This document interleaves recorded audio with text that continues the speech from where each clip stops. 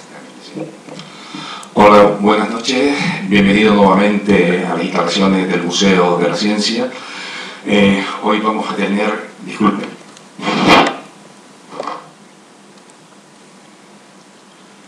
una nueva conferencia del ciclo de Ciencia y Ética. Con nosotros se encuentra a mi derecha doña Victoria Camp, que es catedrática de la Universidad Autónoma de Barcelona, y a mi izquierda se encuentra don Pedro Sánchez Limiñana, que es profesor tutor de la UNED, miembro del aula Manuel Alemán y profesor del Colegio San Ignacio de Loyola, como coordinador del programa del ciclo de Ciencia y Ética. Yo seguidamente le pasaré la palabra a don Pedro Sánchez Limiñana para que haga una breve presentación de la ponente, y solamente recordarles que estas conferencias están siendo también vistas por internet. Si alguien en cualquier momento, alguna visita no puede venir, pues puede seguir en tiempo real la conferencia también por internet. Se conectan a la página web del museo, ahí vendrá un link que saldrá el día de la conferencia, pican el link y pueden seguir la conferencia. A la hora y media de terminar la conferencia se cargan en internet y ya pueden, si su sistema operativo de los ordenadores lo permiten, pueden ser descargadas. Igualmente, pues las otras conferencias que hemos dado también se encuentran también en internet. Y el otro día me preguntó un señor, que no lo veo, también sobre las exposiciones de la fachada, también se encuentran bien. Y a medida que vamos a ir avanzando, vamos a ir cargando todos los fondos bibliográficos del museo, conferencias anteriores, etcétera, etcétera, para que estén a disposición de ustedes. Solamente, antes de darle la palabra a don Pedro Sánchez Limiñana, una pequeña recomendación. Por favor, los móviles que nos despistan un poco, si son tan amables, lo podrían poner en silencio o, en su defecto, a apagarles. Muchas gracias y bienvenido nuevamente al museo. Don Pedro. Buenas noches. Antes que nada quiero darles las gracias por acudir una vez más a esta cita con la filosofía en un espacio como este que, voy a decirlo, no está dedicado principalmente a la actividad filosófica, sino que está dedicado a la ciencia y a la tecnología. El hecho de que la filosofía tenga presencia en este museo, pues es de agradecer a los responsables del museo, precisamente en unos momentos en los que la filosofía pues no pasa por, digamos, su mejor momento, valga la redundancia, y desde luego no siempre es tan bien tratada por otras instituciones culturales de la ciudad y de la isla como a nosotros nos gustaría. Bien, hoy tenemos el honor de contar con la presencia de Victoria Camps, que es una de las voces más autorizadas de la filosofía española, de la filosofía escrita en español y en general de la filosofía a escala internacional, sobre todo en lo que se refiere al ámbito de la filosofía moral y política. De hecho, Victoria Camps es catedrática de filosofía moral y política de la Universidad Autónoma de Barcelona. Su compromiso ético y político pues la llevó a ser senadora por el Partido Socialista de Cataluña y el Partido Socialista Obrero Español entre los años 93 y 96. Ha sido además consejera del Consell de Audiovisual de Cataluña. Es presidenta de la Fundación Víctor Trifós y Lucas y también del Comité de Bioética de España, motivo por el cual pues, su presencia hoy pues, está más que justificada. Entre sus numerosos libros destacan Virtudes Públicas, con el que obtuvo el premio Espasa de ensayo, El siglo de las mujeres, Una vida de calidad, La voluntad de vivir, Creer en la educación, El declive de la ciudadanía, Hablemos de Dios, escrito conjuntamente con Amelia Valcárcel, y su última publicación, El gobierno de las emociones. Además, fue galardonada con el Premio Internacional Menéndez Pelayo.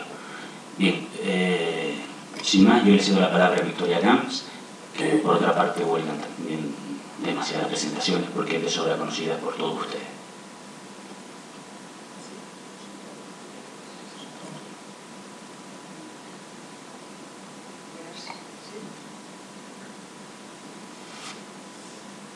Buenas tardes. En primer lugar quiero agradecer, ¿se oye bien, no? ¿Se oye bien? Sí. Quiero agradecer a Pedro Sánchez Limiñana y a Pepe Miranda, como responsable del museo, la invitación a venir aquí a hablar dentro de este ciclo de ciencia y ética y he de decirles que estoy asombrada de que un viernes por la tarde, a estas horas, haya tanta gente dispuesta a oír hablar de filosofía, de ciencia también, pero sobre todo de filosofía. Que el museo sea capaz de atraer a tanta gente, pues es todo un mérito. Bien, yo voy a darles un panorama bastante general sobre la bioética.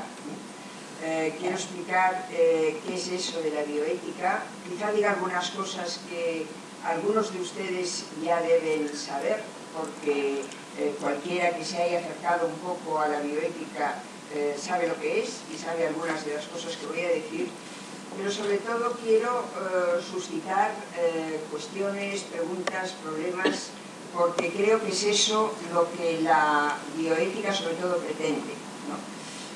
La bioética es un concepto que está compuesto de bios y ética, quiere decir ética de la vida, etimológicamente, ética de la vida.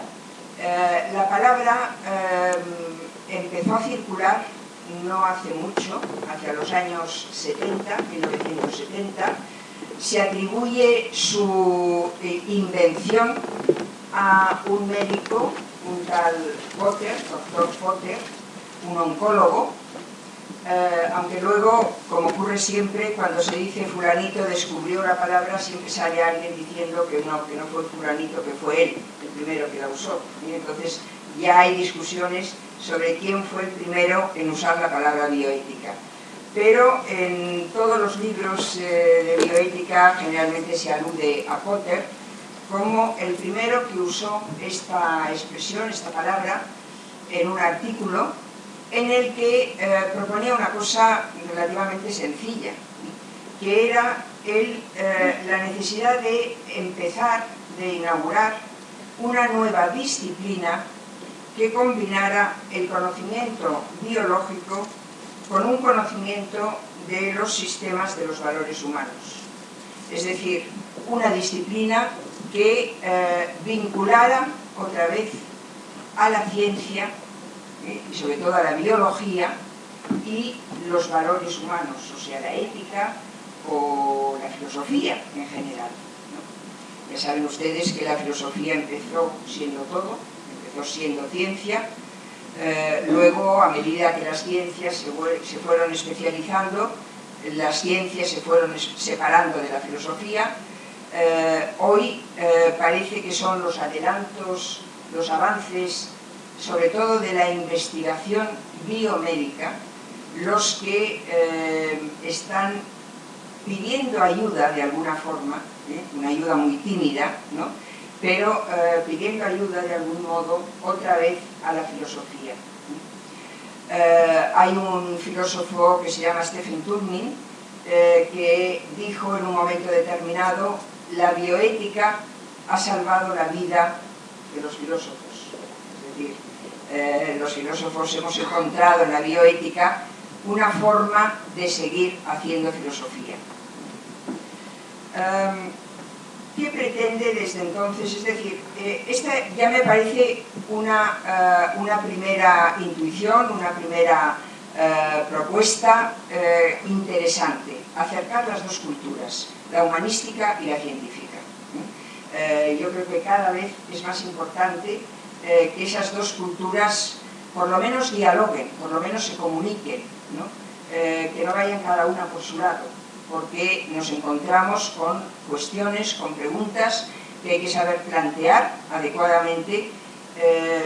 Quizá no sepamos responderlas, pero por lo menos tenemos que aprender a comunicarnos para ver todas las perspectivas posibles de un mismo problema.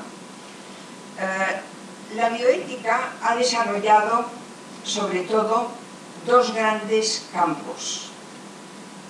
Uno de ellos es el de lo que se llama la relación clínica, la ética médica, la ética de la atención sanitaria al paciente. Ese es un campo. Digamos que la ética ha entrado en los hospitales. y en los hospitales cada vez hay más cuestiones difíciles de resolver desde un punto de vista estrictamente científico. Y yo diría incluso desde un punto de vista estrictamente jurídico, porque el derecho también intenta regular muchas cosas, pero no puede abordarlo todo, ni todo debe ser regulado. Entonces hay un ámbito de aplicación de la bioética que es el de la medicina propiamente. Medicina, enfermería, profesiones sanitarias en general. Y al hablar de medicina tenemos que pensar en los problemas que suscita la medicina hoy y los problemas que va a suscitar la medicina en el futuro. Porque hoy hay cuestiones como pues, todo lo que tiene que ver, por ejemplo, con trasplantes de órganos, todo lo que tiene que ver con la ayuda, los cuidados paliativos, todo lo que tiene que ver con podríamos decir, el racionamiento de la protección de la salud. En una época de crisis económica como la actual, un sistema público de salud debe establecer más que nunca prioridades, saber qué es aquello a lo que debe tener acceso todo el mundo y qué es lo que debe quedar fuera del sistema público. Esos son problemas ya habituales, ya reales en nuestro sistema de salud. Pero hay otros problemas que son de la medicina del mañana. Por ejemplo, qué hacer con los cordones umbilicales. Es una cosa rara, ¿no? Pero seguramente recordarán todos cuando nació la primera hija de los príncipes de Asturias, que se dijo que el cordón umbilical se enviaba a un centro de Estados Unidos por si en algún momento podía necesitarse para posibles terapias, ¿no? Bueno, ese es un problema ético hoy. No voy a entrar en los problemas concretos, si quieren luego podemos hablar de ellos, pero es un problema hoy porque, claro, si el príncipe de Asturias propaga eso en la prensa, inmediatamente todo el mundo quiere que el cordón umbilical de su recién nacido esté en un centro por si acaso en algún momento hace falta utilizarlo. ¿Eso es bueno o es malo? ¿Hay que hacerlo así o hay que hacerlo de otra forma, ¿no? El análisis genético que puede llegar a predecir determinadas enfermedades se está empezando a hacer, pero en el futuro seguramente se podrá hacer mucho más y hay que preguntarse si realmente hay que abrir esa posibilidad o no hay que abrirla. O sea, el ámbito de la medicina es un ámbito en continua innovación, el hecho de que la esperanza de vida crezca, que cada vez haya más personas mayores y personas mayores que ya no pueden recibir tratamientos médicos para sus enfermedades porque son enfermedades crónicas, que ya no se pueden curar, pero a esas personas hay que cuidarlas y hay que estar pendiente de ellas, y muchas de esas personas son dependientes y eso es una carga económica, es una carga para las familias y es una carga también para el sistema de salud, pero hay que proteger la dignidad de la persona, por lo tanto hay que pensar cómo abordamos ese tema en el futuro. Problemas hay un montón dentro de ese ámbito de atención a las personas para proteger su salud. Y luego el otro gran campo es el campo de la investigación biomédica. Son investigaciones, muchas de ellas con menos aplicaciones claras. Seguramente todos ustedes han oído hablar de la clonación. Yo siempre digo que la clonación es una mala palabra, que ya no deberíamos usar, porque es una palabra ya tabú, que parece que clonar significa hacer un individuo idéntico a otro, y no es eso. Lo que se clona a través de una técnica que se llama transferencia nuclear son embriones, se obtienen embriones a través de esa técnica y son embriones que se pueden utilizar para la investigación, sobre todo de células madre, ¿no? Las células madre ofrecen un potencial inmenso para posibles terapias que todavía hay que descubrir, pero es una investigación en curso. Como también hay otras, todo lo que es investigar con embriones, ¿no? Es un tema constante de la bioética. Bueno, esos son los dos campos, ¿no? El de la medicina clínica y el de la investigación biomédica, y podríamos decir que la máxima bajo la cual hay que abordar todos estos problemas es la que dice que no todo lo que es técnicamente posible es éticamente aceptable. Esa es una idea general, un principio general, podríamos decir, que hay que tenerlo siempre en cuenta y que tiene que ver tanto con esas nuevas técnicas que no sabemos hacia dónde nos pueden llevar, y tiene que ver también con la posibilidad de alargar la vida de las personas. Y también la técnica lo posibilita y lo propicia. Eso que se llama encarnizamiento terapéutico, ¿no? Eso empieza a estar eliminado, ¿no? Empieza a estar fuera de los hospitales, pero hace muy poco que eso ha ocurrido, ¿no? Todo eso forma parte de lo que la bioética está pensando. Una disciplina, la bioética interdisciplinar, y esto es lo bueno, ¿no? En la bioética deben hablar, por supuesto, los científicos, pero deben hablar también los juristas, deben hablar los antropólogos, deben hablar los psicólogos, los sociólogos, los filósofos. Eso es lo que ocurre con esa disciplina, lo que no está ocurriendo hoy con nada, es la posibilidad de que esas dos culturas, la que se pregunta por los valores de la humanidad y la que se pregunta por los avances científicos, puedan entrar en contacto, con muchas dificultades, porque la dificultad de comunicación es grande. Muchas veces en los comités, en los foros en que participan personas de distintas disciplinas, cada cual habla su lenguaje, y a veces el diálogo es diálogo de sordos, porque es difícil entenderse. Pero hay que hacer un esfuerzo porque los problemas son comunes y son problemas que afectan a las personas y que muchas veces son los problemas fundamentales que afectan a las personas. Bien, como he dicho antes, la bioética, la palabra apareció en un momento determinado.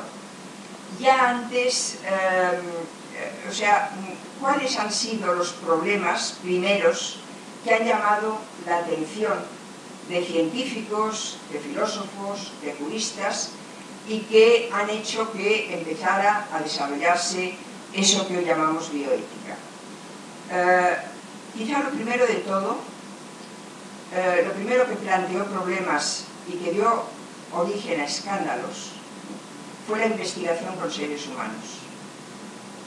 Investigación con seres humanos, no solo equivocada, errónea, sino investigación criminal con seres humanos, como ocurrió durante el nazismo, por ejemplo.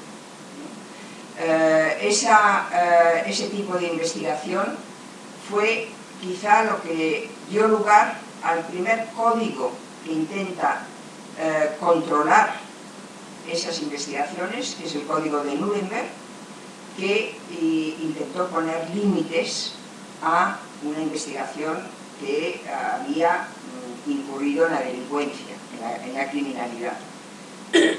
Pero luego hubo otras cosas.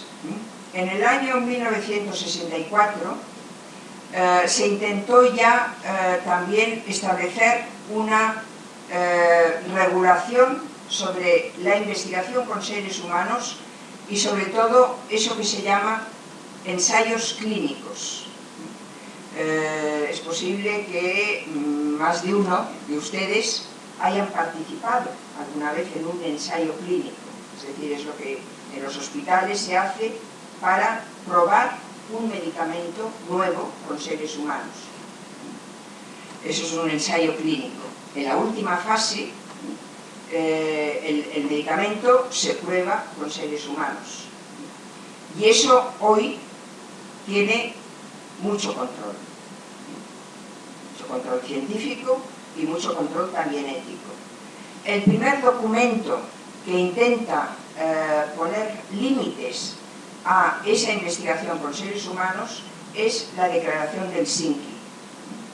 La Declaración de Helsinki es del año 1964 y luego ha tenido diversas ediciones, se ha ido revisando, reformando para adaptarla a los nuevos tiempos. Pero aunque estaba ya proclamada la Declaración de Helsinki, muchas veces el derecho ocurre, es decir, se legisla cuando nos encontramos ante un problema. Otras veces se legisla para intentar hacer frente a un problema, pero ese problema sigue, y las desviaciones siguen existiendo. Eso ocurrió en Estados Unidos con un caso que se ha convertido en uno de los casos que se menciona siempre como el comienzo de la preocupación bioética y de establecer los valores que deben regir la investigación con humanos. Fue el caso llamado de Tuskegee. Tuskegee es una población de Alabama, de Estados Unidos, donde en el año 1932 se inició una investigación con una población negra para comprobar la evolución de la sífilis. Se tomó una muestra de 400 personas con sífilis y se las dejó sin medicación para ver cómo evolucionaba la sífilis. Eso produjo la muerte de muchos de ellos, la transmisión de la sífilis a sus descendientes. Bien, este experimento, que empezó en 1932, no se hizo público hasta 1970. En 1970, un periódico lo dio a conocer y se produjo un gran escándalo. Ese escándalo provocó que se creara en Estados Unidos quizá lo que fue el primer Comité Nacional de Ética. Un comité creado por el presidente de Estados Unidos, que sigue adjunto a la presidencia de Estados Unidos, y que elaboró un informe en el cual se establecían los principios fundamentales de la bioética. Se llama el informe Belmont y es como la Carta de Derechos de la Bioética. En todos los libros de bioética se habla de estos 4 principios que son los principios del informe Belmont.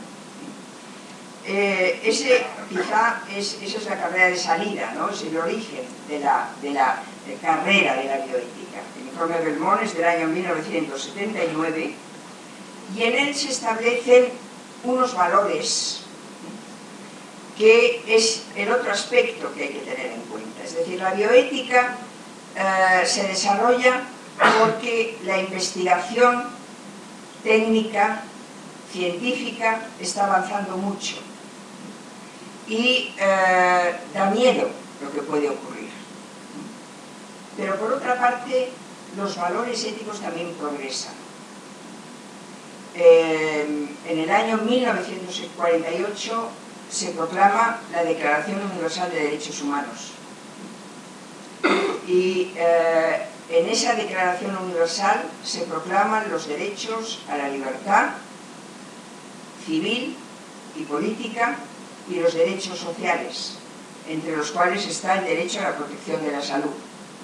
La libertad y la igualdad son 2 grandes valores que toman cuerpo en la Declaración de Derechos Humanos. Entonces, el informe Belmont establece cuál es el marco valorativo que ha de orientar a los científicos en todo aquello que puedan hacer y que afecta a la vida humana. Y esos principios son 4. Los 2 primeros son muy antiguos. Están en el juramento hipocrático, que es uno de los primeros códigos éticos del mundo. Juramento hipocrático, que todavía como ritual sigue siendo el juramento que hacen los licenciados de las profesiones médicas cuando se licencian, ¿no? En ese juramento hipocrático se dice que el médico ha de tener en cuenta, primero, no hacer daño, y segundo, buscar siempre el beneficio del paciente. Esos son los 2 valores que recoge también el informe Belmont. Sobre todo el segundo, porque el no hacer daño, la no maleficencia, es un valor tan obvio que casi piensa el informe que no hace falta ni mencionarlo. Pero en cambio sí que hay que mencionar la beneficencia, que es mucho más difícil de llevar a cabo. ¿Qué quiere decir buscar el bien del paciente? ¿Y quién lo sabe cuál es el bien del paciente? ¿Y quién lo decide? Ese es el problema básico hoy. También no hacer daño, pero la beneficencia sobre todo, porque es donde hay más conflicto. Hay conflicto entre científicos y hay conflicto entre el científico, el facultativo y el paciente, que a veces no quiere que someterse a un tratamiento que le ofrece o que le prescribe. Este es el primer valor, la beneficencia. El segundo es la autonomía, y ese es nuevo. Es el valor de la libertad individual. Toda persona es propietaria de su cuerpo y tiene derecho a decidir sobre su cuerpo. El valor de la autonomía ha cambiado totalmente las relaciones entre los facultativos y los pacientes. Y es un valor moderno, la autonomía. Es un valor de la modernidad que se introduce en la medicina en los últimos 50 años. Se introduce a través del derecho de los pacientes a ser informados. Un derecho que ahora está garantizado prácticamente y se cumple a veces de una forma excesivamente rutinaria, a través de una hoja que se llama el consentimiento informado, ¿no? Y que se le da al paciente cada vez que tiene que someterse a una intervención un poco agresiva para que lo firme, ¿no? Tiene sus perversiones, ¿sí? La perversión de convertirse en una cuestión puramente administrativa, puramente rutinaria. A veces hay que firmar 3 o 4 consentimientos para someterse a una intervención. A veces se convierte en una defensa para el facultativo, una defensa contra posibles querellas del paciente, pero en principio es un progreso. Es el reconocimiento de que el paciente tiene derecho a saber qué le está pasando y puede tomar parte en la decisión sobre lo que se va a hacer con él, con ella. Ese es el valor de ese consentimiento informado. Pero también está el testamento vital. El testamento vital es una posibilidad que se les ofrece a todos los ciudadanos de prever de alguna forma qué quieren que se haga con su cuerpo en el momento de la muerte. Yo soy muy escéptica con respecto a las posibilidades del testamento vital. porque el testamento vital, para la mayoría de las personas que no sabemos de qué forma vamos a morir, ni sabemos qué nos va a ocurrir, ni sabemos cuántos años vamos a vivir, tiene que ser un testamento muy genérico. No tan genérico puede ser para personas que, por ejemplo, pues son diagnosticadas ya de un posible Alzheimer, o que han pasado por un cáncer grave, o que tienen eso que se llama un ELA, ¿no? Que es una enfermedad degenerativa que se sabe casi con seguridad cuál va a ser el final. En esos casos el testamento vital puede ser realmente una ayuda. ¿Una ayuda para qué? Para proteger la autonomía del paciente en el momento en que él ya no pueda decidir, para ayudar al facultativo a tomar una decisión. Ahí está el valor de la autonomía, ¿no? Yo creo que ha sido un valor fundamental para cambiar también las relaciones habituales entre el médico o las enfermeras, aunque la relación de la enfermera con el paciente siempre ha sido una relación mucho más cercana y de otro tipo, pero cambiar una relación que había sido siempre paternalista. El médico está en una situación superior, porque tiene conocimiento para estar ahí, sabe lo que le ocurre al paciente y se lo dice a medias o no se lo dice, y le impone un tratamiento. Esa es la relación habitual. Esa relación está siendo sustituida por otra. Está siendo sustituida por una relación que yo diría, o sea, deberíamos ir hacia una relación de confianza. Esa sería la buena relación entre el facultativo y el paciente. Una relación de confianza mutua. Yo creo que no es esa la deriva que está tomando la medicina. La relación que hay hoy entre los facultativos y los pacientes tiende a ser más una relación contractual.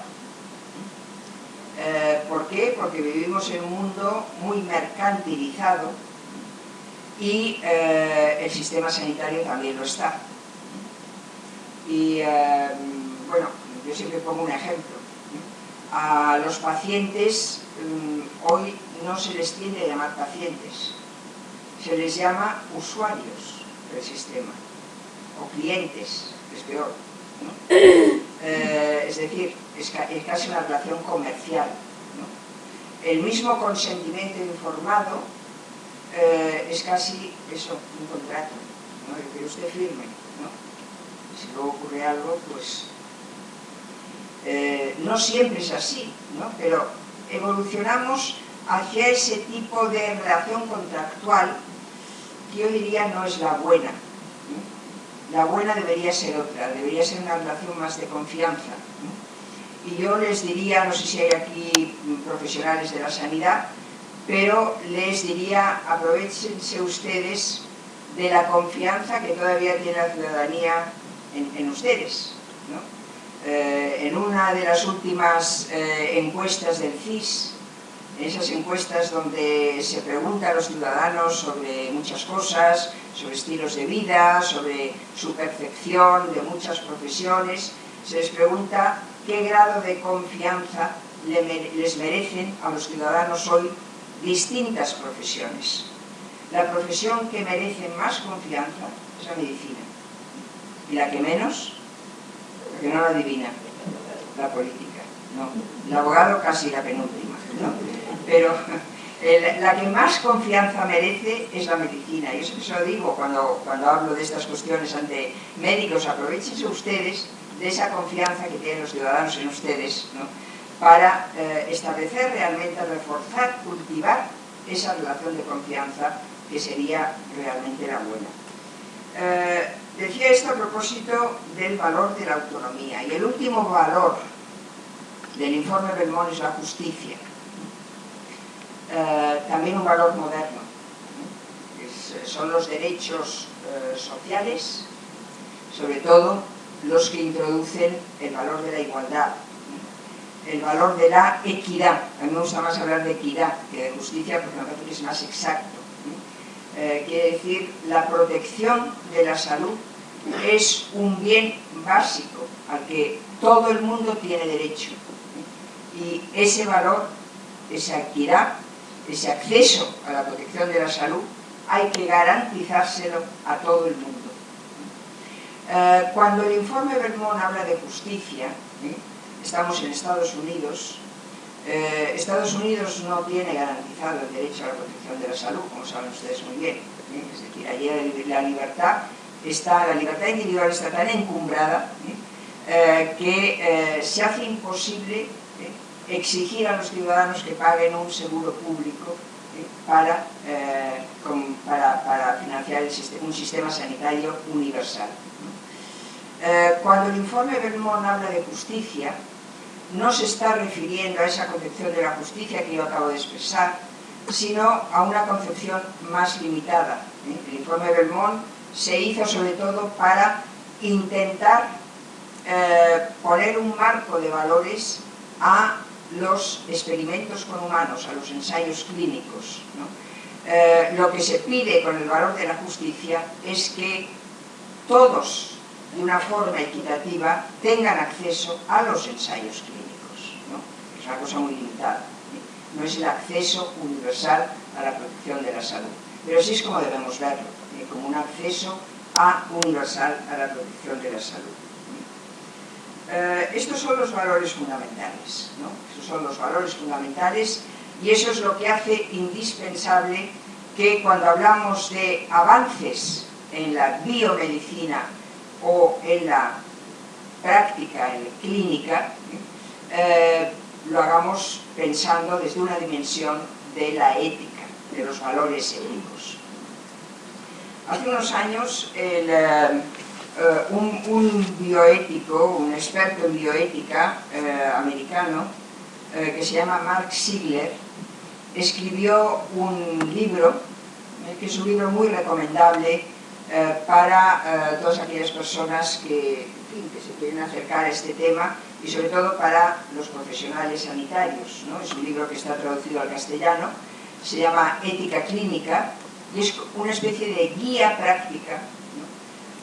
Para introducir la dimensión ética en todos los conflictos que se le plantea al clínico en su trato diario con los pacientes.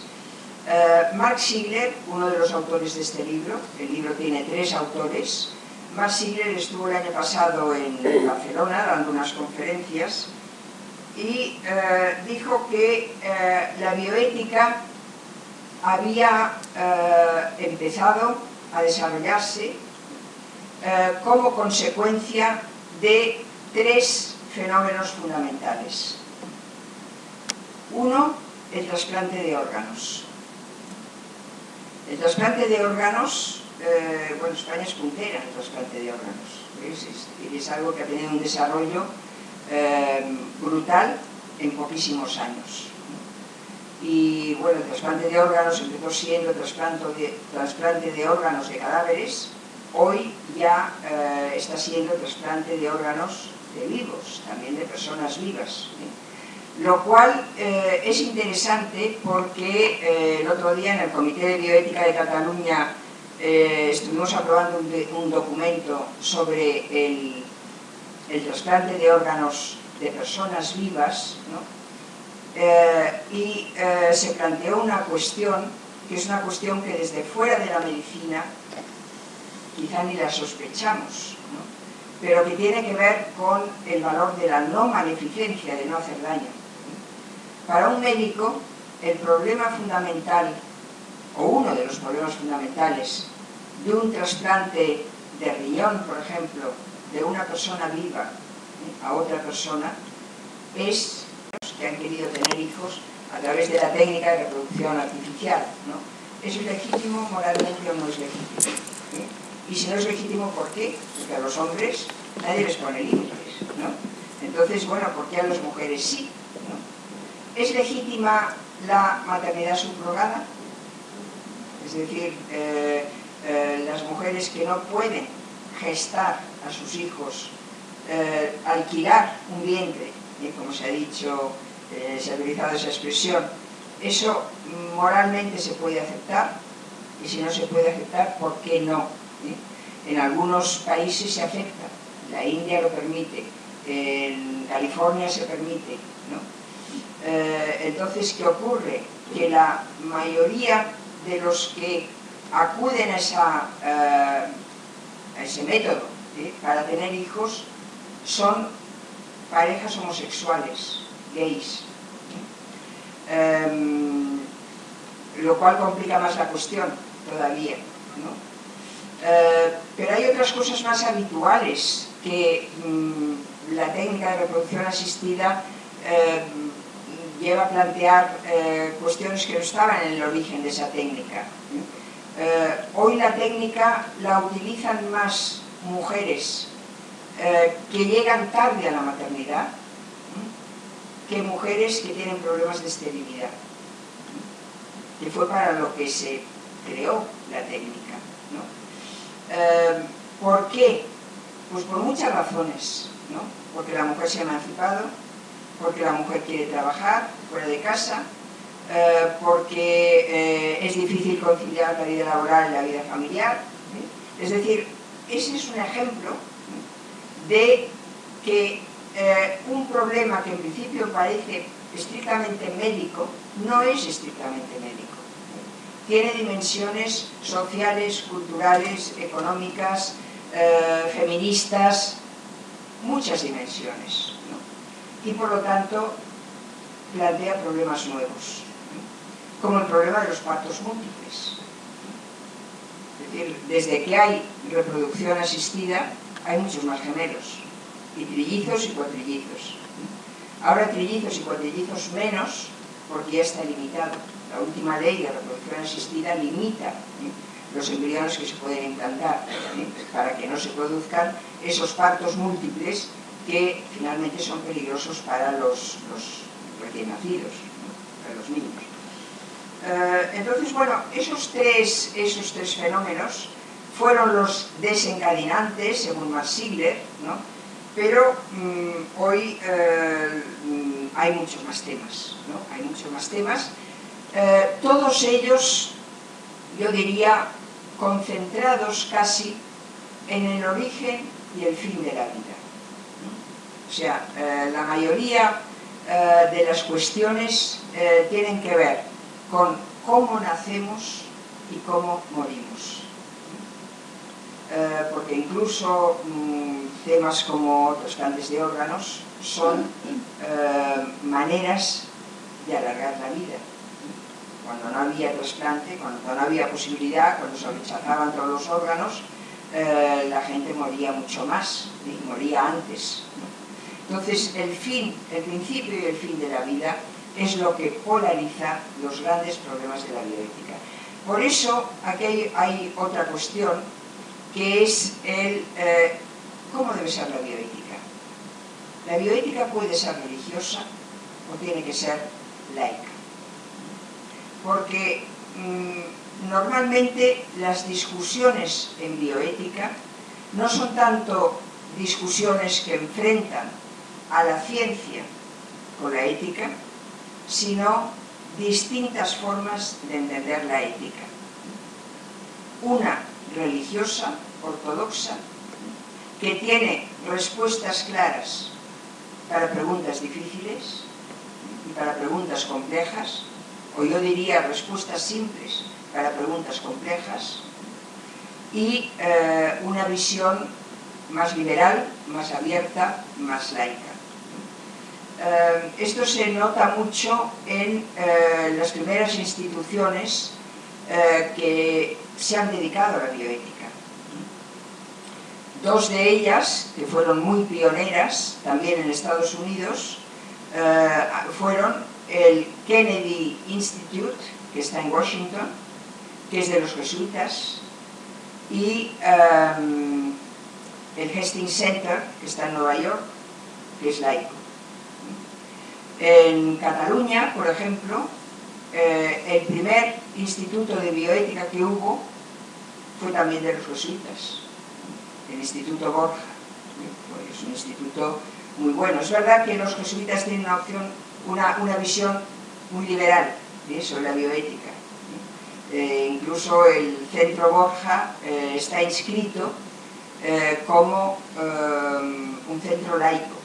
Una vez yo tuve una discusión con su director, Francesc Cabell, porque yo dije en un momento determinado que la Fundación Grifols era la primera institución laica dedicada a la bioética de Cataluña, y él me dijo, no es verdad, la primera institución laica es la nuestra, es el Centro Borja. Y yo dije, ¿cómo va a ser una institución laica si sois curas todos, ¿no?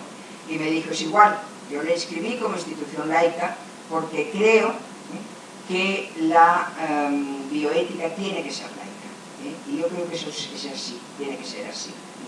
Es decir, no avanzamos nada, ni podemos ni siquiera dialogar cuando lo que se enfrenta es una postura que, por ejemplo, identifica al embrión con una persona, y la postura que se plantea si es posible investigar con embriones, porque investigando con embriones se pueden llegar a descubrir terapias que son muy buenas, que pueden ser muy benéficas para los pacientes del futuro. Son dos maneras de ver el problema tan radicalmente distintas que el diálogo se hace imposible.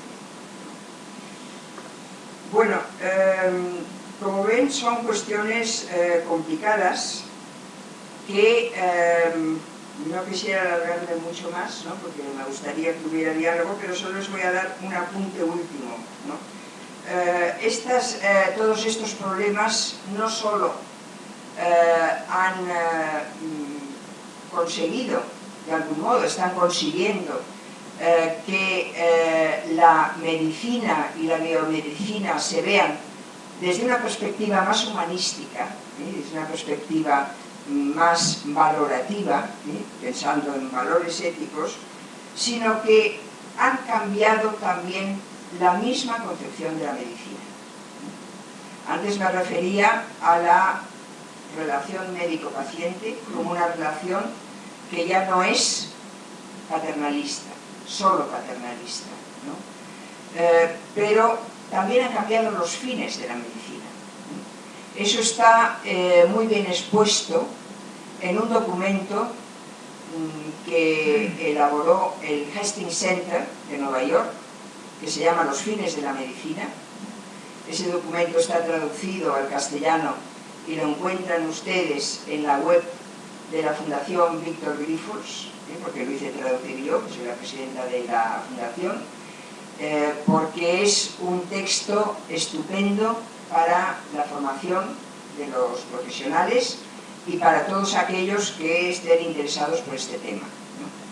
¿Qué dice este documento? Dice, hoy ya no podemos contemplar la medicina como una ciencia que tiene dos objetivos: curar las enfermedades y evitar que los enfermos se mueran. Esto es todavía fin de la medicina. Pero además de esto hay otros fines. Uno es promover la salud y prevenir la enfermedad. Si la sanidad es un bien público y todos debemos tener acceso, hay que procurar no que haya más enfermos, sino que haya menos. Y por lo tanto, promover la salud. Aquí hay todo un terreno, que es el de la salud pública, que se llama la salud pública, que es todo lo que tiene que ver con vacunaciones, con mamografías, con colonoscopias, con prohibición del tabaco, con lucha contra la obesidad, es decir, todas esas medidas públicas que se toman para prevenir enfermedades, son también un fin de la medicina. Y plantean un problema ético, que es, o muchos problemas éticos, ¿no? ¿Hasta qué punto es legítimo intervenir en el estilo de vida de las personas para sostener un sistema público de salud? o para promover el bien de esas personas. Porque a lo mejor esas personas no quieren ese bien. Yo no sé si aquí hay fumadores, pero si los hay, deben estar furiosos contra la última ley del tabaco. Entonces, bueno, ¿hasta qué punto es legítimo intervenir? Pero también hay otros fines de la medicina. Uno, aliviar el dolor y el sufrimiento. Eso hasta hace poco no contaba como fin de la medicina. Es decir, que el paciente se cure, que no se muera, pero que no sufra, que no tenga dolor. Ahora ha empezado a haber unidades de dolor en las clínicas, pero son muy recientes. Y todos los cuidados paliativos a lo que van es a intentar que los pacientes sufran lo menos posible. Ese es un fin de la medicina también. Como es un fin de la medicina el cuidado de aquellos que ya no tienen curación. Ahora no tengo tiempo de extenderme sobre este valor, que es un valor que me gusta mucho, el valor del cuidar. Es un valor que puso sobre todo en circulación una mujer, Carol Gilligan, una filósofa, hace bastantes años, y vino a decir: cuidar es tan importante, el cuidado es tan importante como la justicia. En sociedades donde hay cada vez más gente dependiente, con la justicia solo es insuficiente. Necesitamos también cuidado. Cuidado significa afecto, significa cercanía, significa amor, significa una relación más personalizada. Las personas que son dependientes, las personas que viven con demencias, ya no pueden ser curadas, pero necesitan ser cuidadas.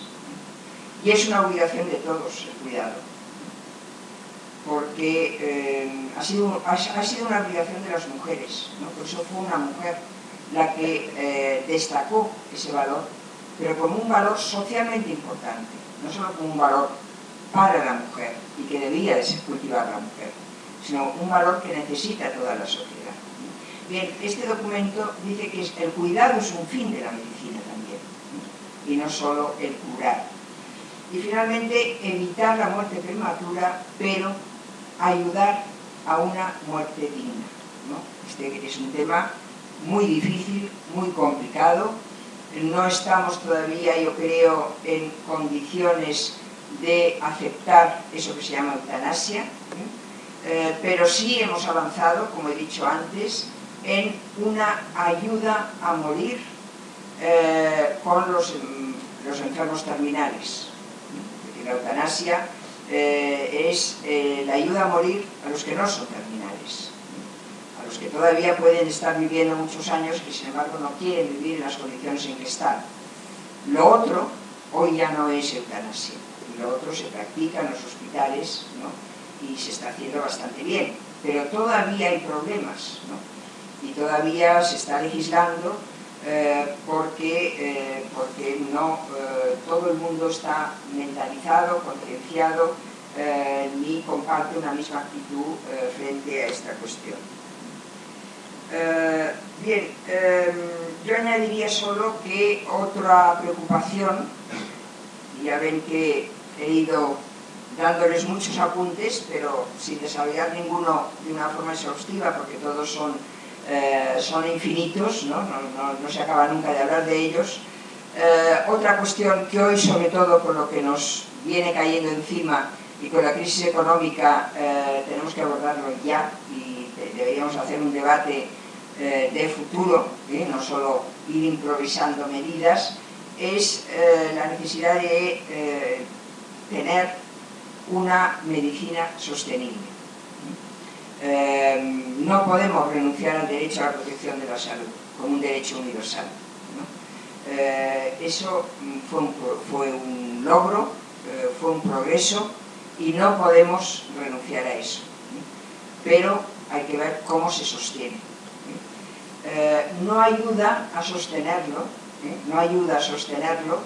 la definición de salud que dio la OMS, la Organización Mundial de la Salud, hace unos años, definiendo la salud como el estado de completo bienestar físico, psíquico y social. Piensen un momento, ¿quién está sano? Según esa definición de salud. ¿Quién se cree sano? Completo bienestar físico, psíquico y social. Pero eso es lo que reclamamos todos. Eso es lo que reclamamos. Y que en el momento en que se dio esa definición, tenía un sentido, ¿no? Tenía el sentido de decir, hay unas circunstancias, hay unas condiciones sociales y económicas que repercuten en la salud. Hay personas que no están sanas, no porque estén enfermas, sino porque las condiciones en que viven no les permiten estar sanas. Piensen en lo que está ocurriendo en Somalia, sin ir más lejos. Muy lejos, ¿no? Porque eso no lo tenemos cerca. Entonces, esa definición de salud no ayuda, ¿no? Porque si la salud es ese completo bienestar, es muy difícil dárselo a todo el mundo, ¿no? Por eso hay que pensarlo, ¿no? Hay que pensar qué hacemos para mantener un estado social que proteja la salud y que proteja otras cosas, ¿no? Pero sobre todo que proteja ese bien básico que debe, insisto, debe seguir siendo universal. Y lo dejo aquí, muchas gracias por su atención, por su paciencia y bueno, si quieren ahora preguntar alguna cosa, pues con mucho gusto seguiremos.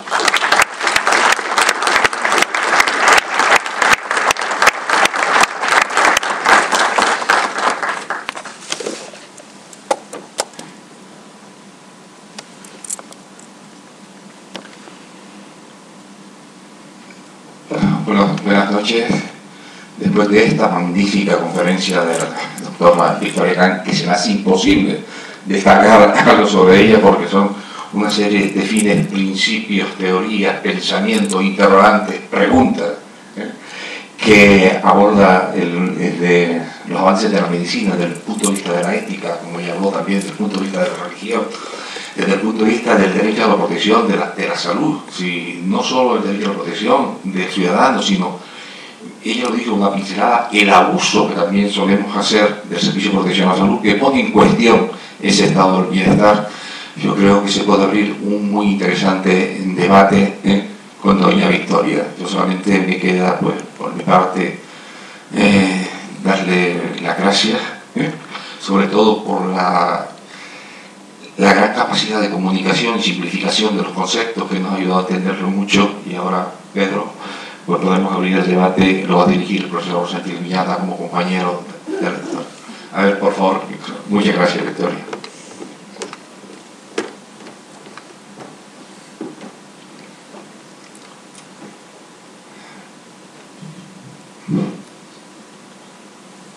Buenas noches, muchas gracias. Frente a lo pedido del Centro Borja, yo creo que el Centro Kennedy es bastante no religioso, bastante laico, entiendo yo, dentro del carácter abierto de Georgetown, ¿no? Pero la pregunta que yo quería hacerle era el aspecto eugenésico de la bioética, ¿verdad? Es decir, la selección de bebés y esto, cuáles son sus puntos de vista, de poder escoger el bebé para curar la enfermedad de otro hermano y ese tipo de cosas. Y un aspecto interesante, creo yo, que me gustaría que usted nos hablara un poquito, quizás. Sí, yo haría una distinción que por otra parte es la que hace Habermas, ¿no? Habermas ha tratado ese tema. Él dice, para fines terapéuticos sí, para fines eugenésicos en general no. Es decir, la selección embrionaria, los test genéticos, ¿no? Que llevan a una selección Si realmente de lo que se trata es de procurar tratar, porque enfermedades monogenéticas hay muy pocas, ¿no? Entonces seleccionar hasta el punto de conseguir que no haya niños que vengan al mundo con una enfermedad genética es complicado, pero en algunos casos ya se puede conseguir. Yo creo que con fines terapéuticos, desde el punto de vista ético, yo diría no hay problema. Ahora, seleccionar niños, ya diría yo seleccionar género, ¿no? Que se hace, pero seleccionar color de ojos, color de pelo, y si es posible algún día inteligencia y todas esas cosas, ese es el estereotipo de la eugenesia, ¿no? Que yo creo que es una palabra muy bonita, ¿eh? Eugenesia quiere decir bien nacido, ¿no?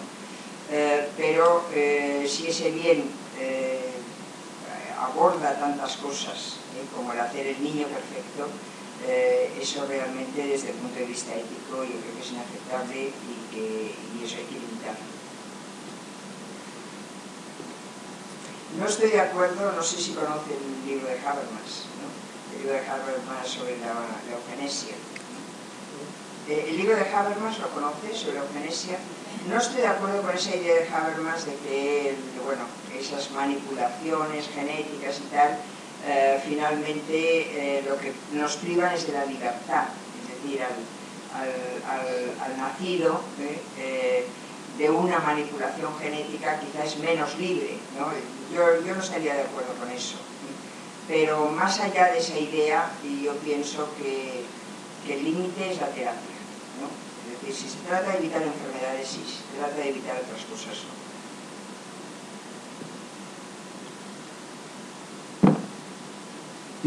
Bueno, en primer lugar, felicitarla por la exposición, me ha parecido brillante. Pero sí, yo creo que sí, a mí me gustaría destacar que yo siempre, desde mi óptica de pertenecer a un pequeño comité de bioética, siempre me planteo que existe una concepción muy reduccionista de lo que es la salud. Y fundamentalmente nos orientamos siempre al sector sanitario. Y antes, incluso cuando usted hablaba de salud pública, era también reduccionista, porque se limitaban las vacunas, se limitaban los estilos de vida. Cuando el informe de Dalón, ya en el 74, en que planteaba que entre los 4 factores fundamentales, el determinante era la estructura socioeconómica, y además planteaba que, sin embargo, los servicios de salud aportaban aproximadamente un 11%. Bueno, pero es con carácter orientativo.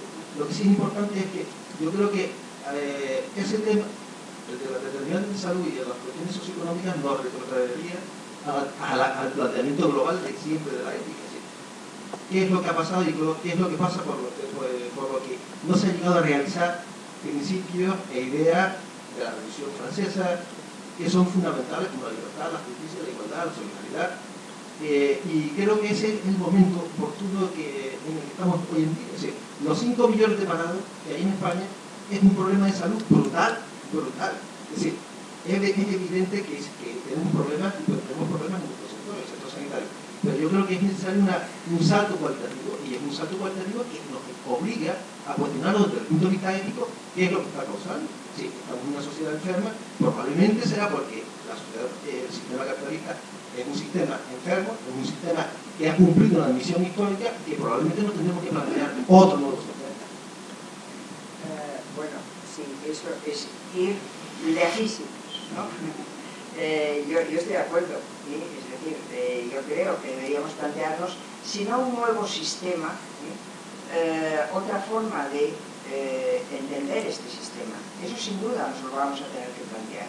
Es decir, el estado de bienestar, tal como lo tenemos concebido hoy, no va a ser sostenible, ¿sí? Por lo tanto hay que replantearse. ¿Sí? Pero usted va todavía más lejos, ¿no? Es decir, va a las fuentes de esa falta de salud, ¿no? Que una falta de salud que no puede ser vista como enfermedad muchas veces, ¿no? Porque la falta está en unas condiciones, en unas circunstancias que hacen imposible que las personas se preocupen por su salud, para empezar, ¿no?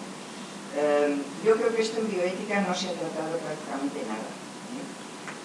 Y tiene razón, o sea, cuando yo me he referido a la cuestión de la salud pública, me he referido a intervenciones que siguen siendo sanitarias, ¿no? Y para prevenir enfermedades, pero no a ese cambio más estructural, ¿no?, que debería darse para que realmente hubiera equidad respecto a la salud, que no lo hay, no hay equidad respecto a la salud, ¿no? Claro, ahí no, es que no son solo medidas sanitarias, son medidas de todo tipo, ¿eh?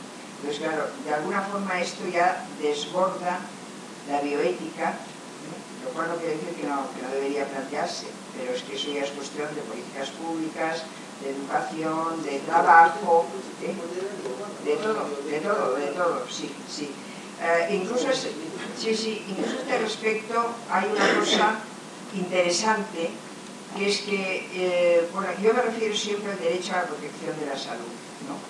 Porque parece que en principio hablar del derecho a la salud es un error. No se puede tener derecho a la salud. La salud, en fin, ¿no? Se tiene o no se tiene, ¿no? Pero sin embargo hay quien reivindica el derecho a la salud por esa cuestión que usted plantea, ¿no? Hay personas que no pueden estar sanas. ¿Por qué no pueden estar sanas?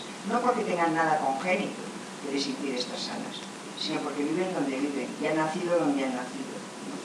Y en ese sentido, quizás sí que se podría reivindicar incluso un derecho a la salud. Eso es lo que quiso hacer la OMS, cuando dio esa definición de salud.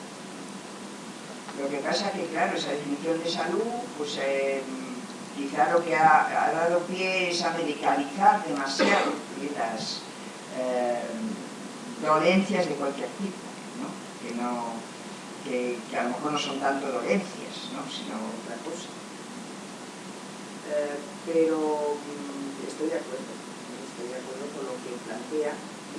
La pregunta quizá interesante aquí es la evolución del mismo sistema sanitario. No debería ser otra, para poder dedicar más recursos a mejorar las condiciones de aquellas personas que casi no pueden ni acceder al sistema sanitario. Es decir, hay que verlo desde una perspectiva muy global.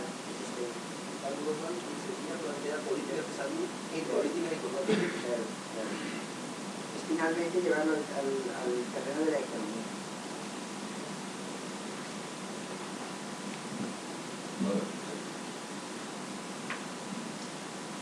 Nos hemos perdido, seguro, porque estamos sufriendo todo el mundo, parados, enfermos, problemas. Como decía Dante, en medio del camino de mi vida, me perdí en un bosque oscuro, porque había perdido el camino.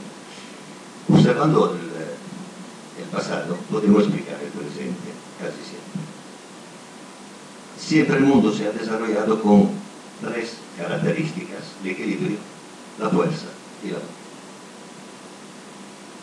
El amor parece que se va perdiendo, el equilibrio ya lo hemos perdido y la fuerza se va agotando. Esto no puede ser porque hablamos de ética, hemos nombrado un poquito la moral, ha acariciado la conciencia. El ser humano está hecho de valores que probablemente la ética y la moral son mentales, son importantes, son los que nos permiten vivir. Mas la conciencia, ¿qué es? No puede ser que hemos perdido la conciencia y luego hemos perdido el equilibrio. Y luego intentamos de buscar lo que no podemos encontrar porque no tenemos el equilibrio. Yo creo que los culpables, estoy observando, intentando obstinadamente, creo que los culpables son los biólogos. Sí, pues son ellos. Porque han dicho, gracias a la medicina nos hemos recuperado. En realidad, ellos que deberían tener la filosofía, el amor por el conocimiento, por la sabiduría, en realidad ellos se han ocupado de un trocito de la sabiduría del conocimiento. Se han un poquito desequilibrado. Luego, yo creo que si debatimos esto próximamente, Pedro, podemos verlo de qué manera. Mi pregunta es, recuperando por lo menos la toma de conciencia, no podemos ya empezar a ver las cosas diferentemente, dal momento que todo depende del punto de observación. Gracias. Bueno, miraba a Pedro, yo creo que tiene que contestar él, porque... No conozco ya digo. Bueno, yo no voy a contestar, pero más que nada por deferencia a la ponente, ¿no? Que aunque muy amablemente me cede la palabra, yo pues también amablemente se la devuelvo. Bueno, vamos a ver, yo creo que la conciencia no la perdemos mientras hagamos este tipo de reflexiones, ¿no? Es la conciencia, ¿no? El hacer este tipo de reflexiones.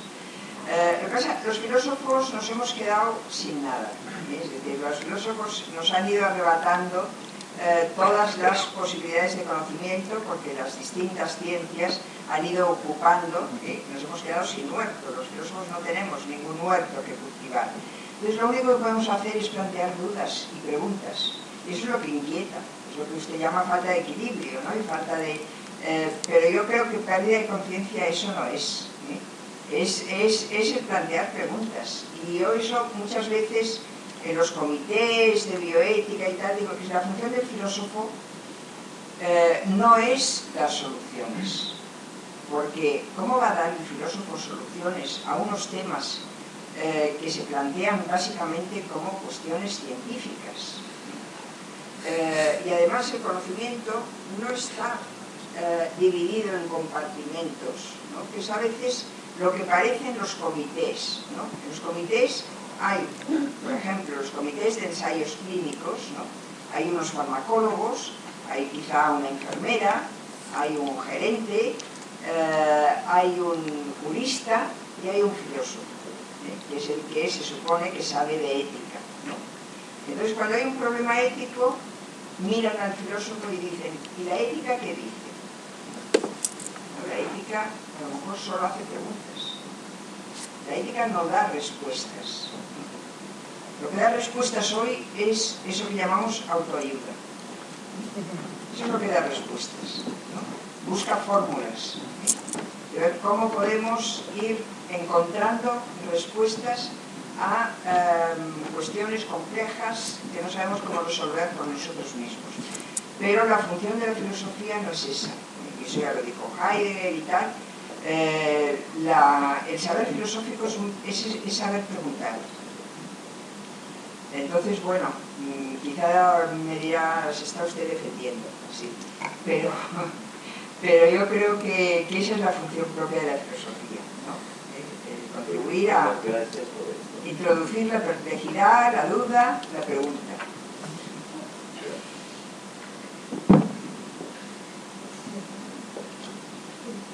Bien, hay 4 palabras pedidas.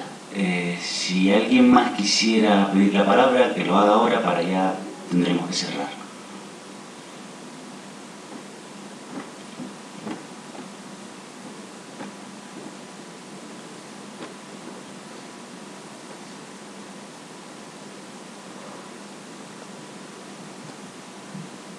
Buenas noches. Felicitaciones por su charla, que ha sido muy esclarecedora. En nada de la brevedad expositiva voy a plantear la cuestión.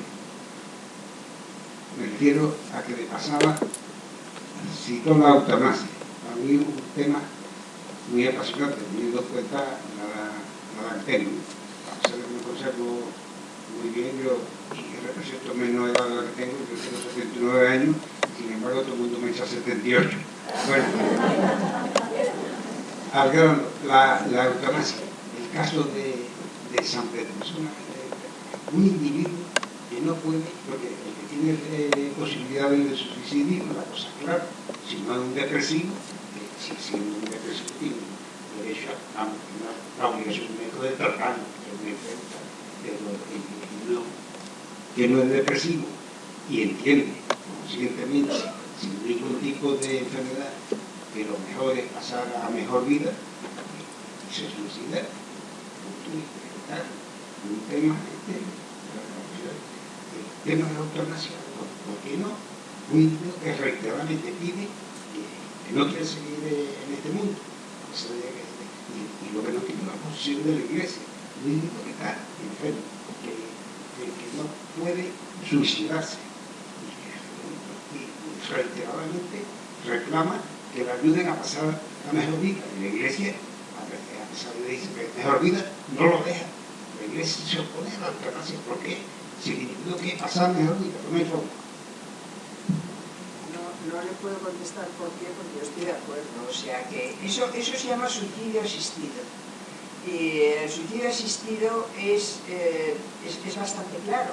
Digamos, una persona que no puede seguir viviendo como está viviendo, que bueno, en los países donde está legalizada la eutanasia, yo creo que los controles son suficientes, ¿no?, para evitar que haya manipulaciones y perversiones del tema.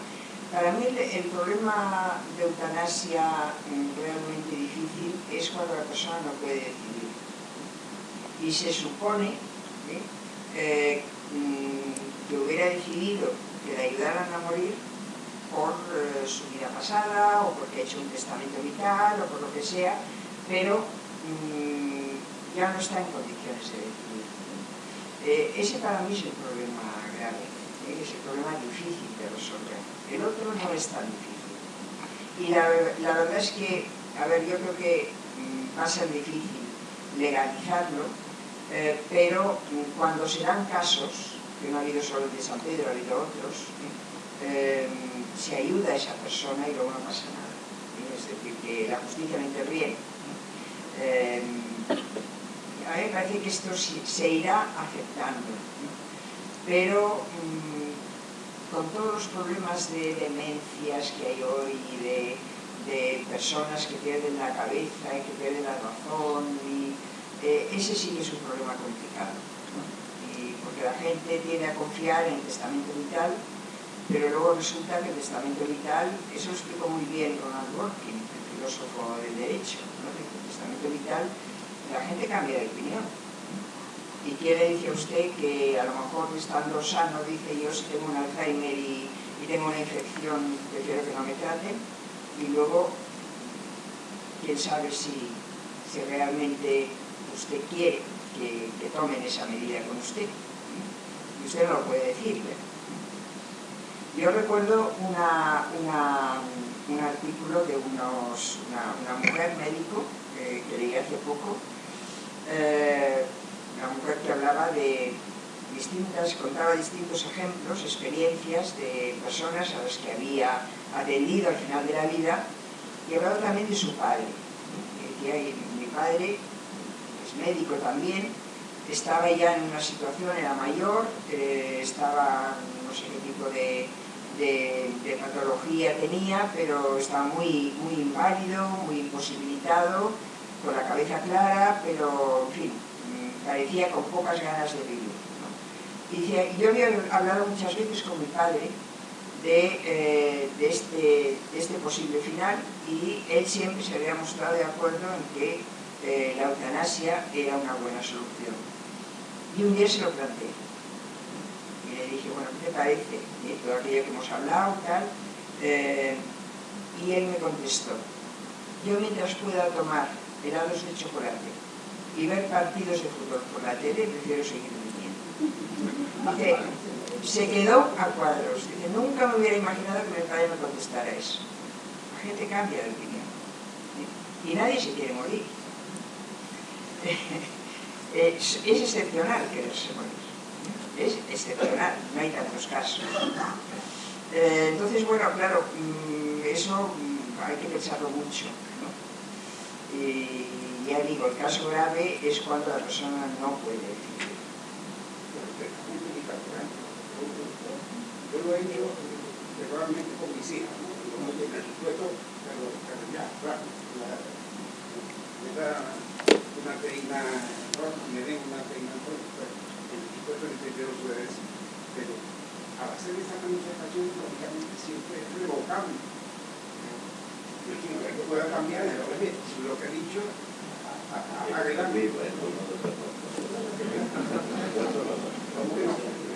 Estoy muerto y sin embargo volví y estoy aquí ahora hablando. Que a los demás no les pase, no sé, pero... Sí. Hay más palabras pedidas, por favor. ¿Cómo? Hay más palabras pedidas. Antes que nada, darle las gracias por este rato tan bueno y un ruego al de la sala para que vuelva a repetirse de 3 o 4 apartados que nos he puesto la conferenciante, porque vale la pena poder disfrutar como hemos disfrutado, pero ha sido pincelada de unos temas tan interesantes que nos gustaría pues que lo tengan en cuenta. Y la pregunta es la siguiente. Resulta que el testamento vital lo hace, pero te ponen trabas. Si muere en accidente, no funciona. O sea, me refiero a la segunda parte del testamento vital. Por ejemplo, vas y quiere que tu cuerpo sea trasladado inmediatamente al sitio donde lo depositan para hacer con él lo que crean necesario en ese momento de investigación o de lo que fuese, ¿no? Entonces, si tú mueres en accidente, te lo rechazan. Si mueres de enfermedades específicas, te rechazan tu organismo. ¿Por qué? Es la pregunta. Pero se está refiriendo a donar el cuerpo, por ejemplo. Uno hace el testamento vital para que con él hagan lo que crean conveniente. Eso no es el testamento vital. Eso es donar el cuerpo. Ajá. Entonces... Pues ahí debe haber una vale, ya... especial. El testamento vital es el que se puede hacer ante notario, se puede hacer en un hospital, se puede hacer de diversas maneras, ¿no? Es el establecer algunas condiciones para que en el caso, por ejemplo, de encontrarse ya en estado terminal con respiración asistida, decir, bueno, pues quiero que me retire la respiración asistida, ¿no? Si estoy en esas condiciones. Lo que es difícil es prever en qué condiciones se va a encontrar uno. Entonces, claro, los testamentos vitales suelen ser muy genéricos. Lo que quiere evitar el testamento vital es eso que se llama encarnizamiento terapéutico. En ese sentido, tiene poca utilidad, salvo cuando la persona que lo hace sabe de que va a morir. Lo tiene bastante claro, y entonces puede prever algunas circunstancias en que en el momento en que lo firma, dice, yo, si me ocurre tal cosa, no quiero que me trate, por ejemplo. Eso es el testamento vital.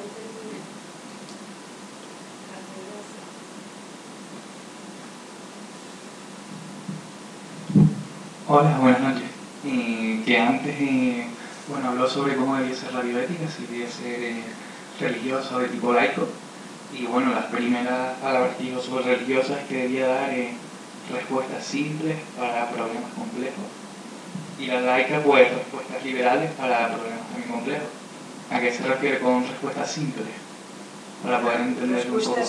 Respuestas simples, por ejemplo, es decir, el embrión es una persona. Es una respuesta simple. O decir, solo Dios tiene poder sobre la vida humana. Y por lo tanto, ya no solo la eutanasia, el suicidio asistido, sino incluso retirar la alimentación a una persona, que ese es uno de los problemas que se plantea, ¿no? Una persona en fase terminal, retirarle la alimentación para que, o incluso darle morfina, ¿no? No debe estar permitido porque no se permite hacer ninguna de este tipo de intervenciones que pueden acelerar la muerte. Eso para mí son respuestas simples a un problema complejo.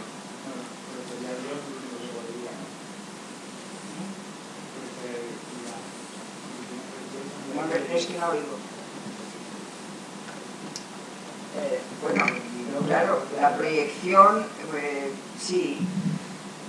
Que sería Dios la única respuesta que yo daría a los de las instituciones religiosas, a quien único respetarían como el que tiene poder sobre la vida. Sí, o sea, aquí hay que establecer más matices. Y yo me refiero a la ortodoxia católica de la Conferencia Episcopal o del Vaticano en estos momentos. No me refiero, como se ha dicho antes muy bien, a ciertas instituciones que se dedican a la bioética y que son mucho más abiertas, son mucho más liberales y que por lo tanto estos temas que son complejos los discuten, no tienen respuestas previas. Gracias.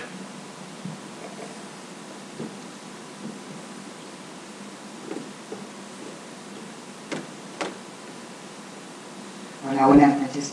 Yo tenía una pregunta muy concreta y un comentario.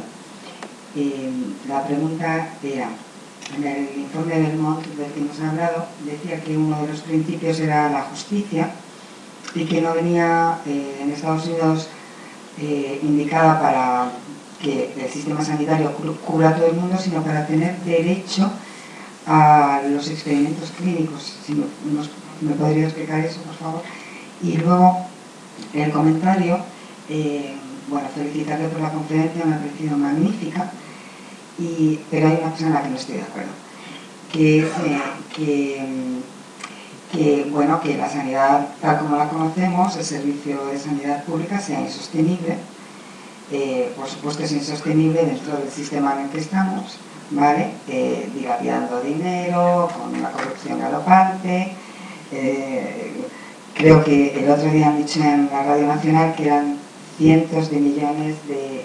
miles de millones de euros los que se podían ahorrar simplemente con la luz en los centros públicos de bajo consumo, el agua que se pierde, en reparaciones que no se hacen en las cañerías, en fin, hay muchísimo sitio donde ahorrar.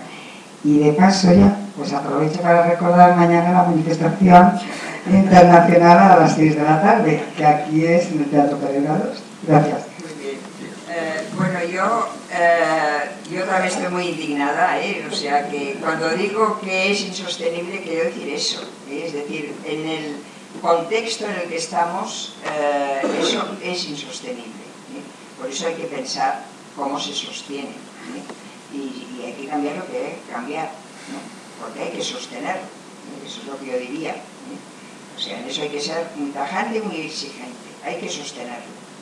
Ahora, sostenerlo significa decir todo para todos y de la mejor calidad.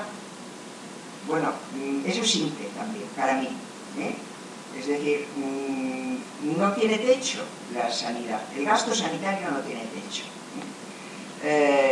Entonces, hay que poner límites. Y esos límites hay que ver cuáles son. Hay que discutir las dos cosas.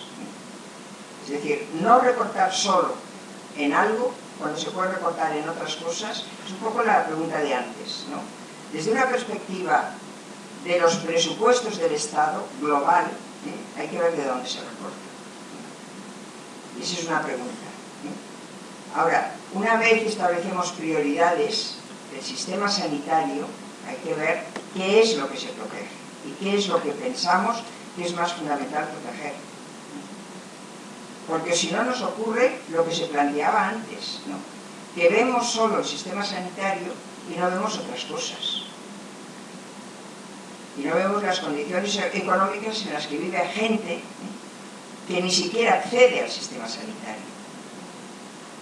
Porque le falta educación, porque le falta cultura, porque no tienen maneras de seguir un tratamiento, porque viven en unas condiciones horrorosas.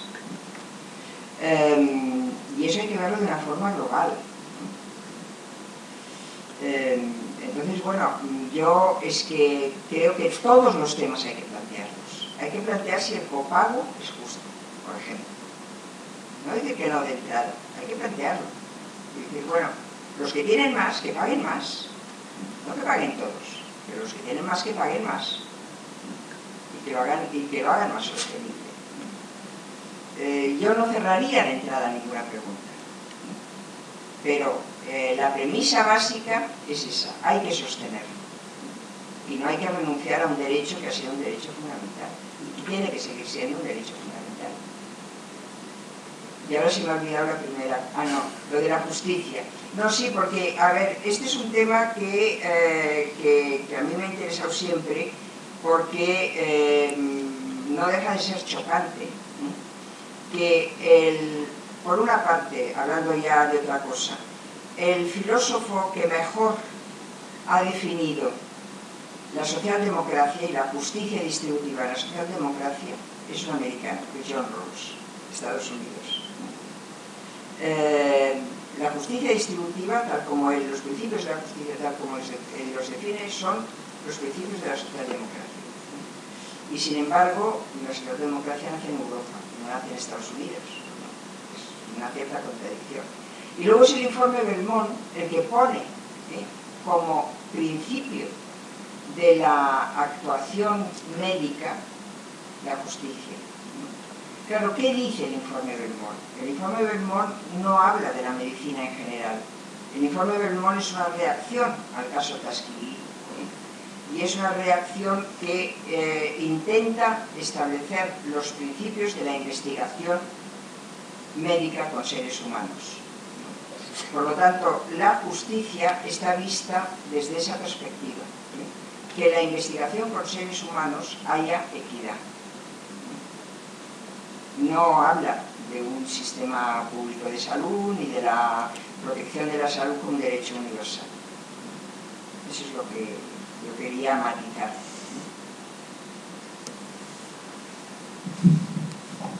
Hola, buenas noches. Primero felicitarle por su gran conferencia. La pregunta es bastante corta o breve, como tiene todo el desarrollo. Sería, ¿qué relación ve usted entre la bioética y la biopolítica? La biopolítica. Para introducirlo simplemente, porque muchas veces hablamos que la bioética nace de esos grandes avances tecnocientíficos que hemos tenido y de los problemas con esos grandes avances, pero quizás no ha sido también en parte a ese cambio biopolítico que se produce con la modernidad, en ese hacer vivir y dejar morir que se produce precisamente con la biopolítica, donde ha nacido también la bioética. Por biopolítica, ¿qué entiende? O sea, la definición de biopolítica no la tengo clara yo. La definición de biopolítica entendería sobre todo en el sentido que la desarrolló Foucault, ¿no? Toda esa implicación de que la política, a partir de la modernidad, a partir de la Revolución Francesa, se va a dedicar a unas cuestiones que tienen que ver directamente con la vida. Cuestiones donde la política nunca antes se había de alguna manera preocupado, como son los nacimientos, la natalidad, el concepto de población, que pasa por encima, un poco por encima de lo que sería el individuo. Todas esas cuestiones yo creo que también tienen un desarrollo directo sobre lo que es la bioética. Sí, quizás sí, pero a ver, yo soy un poco, no sé cómo decirlo, un poco escéptica respecto a la utilidad que puede tener ese tipo de filosofía para la bioética y para los problemas de la bioética, que son mucho más concretos, ¿no? Entonces quizás sí que se pueda estirar un poco, ¿no? Y bueno, pues cuando me he referido a cuestiones de salud pública y tal, pues ahí quizás podríamos utilizar a Foucault, pero yo creo que los filósofos tenemos que hacer un esfuerzo. Si queremos seguir metiendo mano en la bioética, tenemos que hacer un esfuerzo de concreción y de no utilizar discursos excesivamente abstractos que nos hace muy difícil la comunicación con los científicos y con los problemas que tienen los científicos, ¿no? Y en ese sentido, para mí, Foucault no es filósofo de mi devoción, en ningún sentido. Entonces, por eso me cuesta más ver de qué forma se puede utilizar para que diga algo interesante al propósito, porque es muy radical todo lo que dice Foucault. Entonces, no sé hasta qué punto eso nos puede servir. Pero bueno, es mi opinión, es muy subjetiva y muy, ya digo, cada cual viene de donde viene y tiene sus preferencias.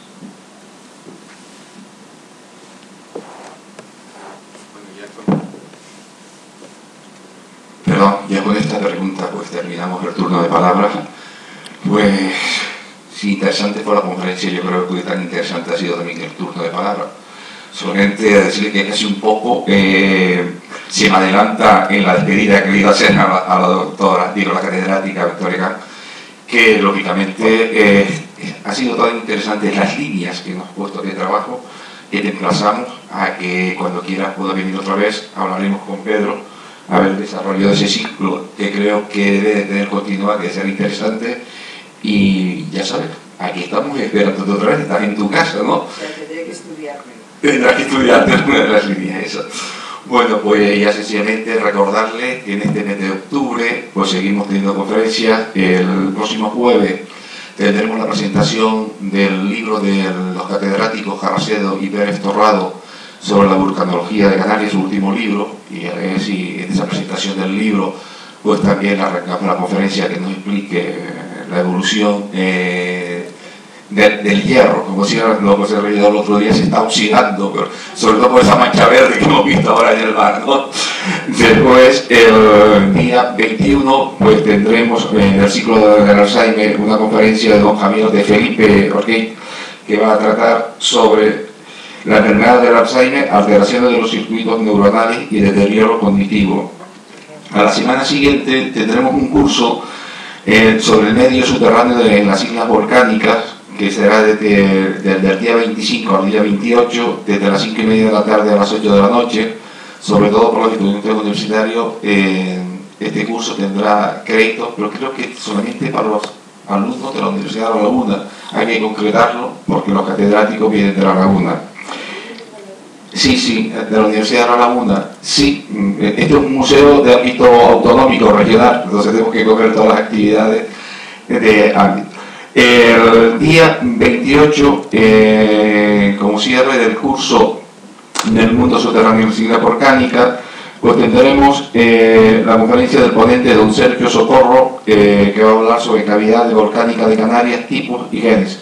Esta conferencia no va a ser a las 8 de la noche, va a ser a las 6:30 de la tarde, porque a las 8 de la noche, 8:15, tendremos una segunda conferencia, si se nos amontonan ya mucho, y por problemas de agenda hemos tenido que unir dos conferencias el próximo viernes, y el viernes a las 8:15, del día 28, tendremos la conferencia del ciclo de Alzheimer también, de la unidad de demencia del Servicio Canario de Salud, junto con don José Regidor, que volverá a hablar sobre el tema del Alzheimer.